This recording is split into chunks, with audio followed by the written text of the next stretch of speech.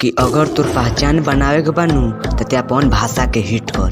कि अगर तोर पहचान बनावे के बानू तो ते अपन भाषा के हिट कर। कौनो भी ऐसा जिंदगी में मुसीबत आई कि कौनो भी ऐसा अपन जिंदगी में मुसीबत आई तो मियाँ भाई से भेंट कर।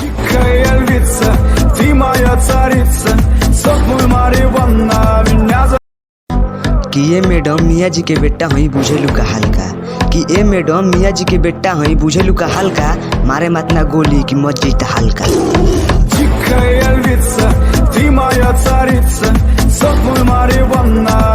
कि तोरा टोला में गायला से हमार लागल बा वैन। कि तोरा टोला में गायला से हमरा लागल बा वैन। ते काम मरबे रे साला तोर दीदी अगल भी मियाँ जी के फैन।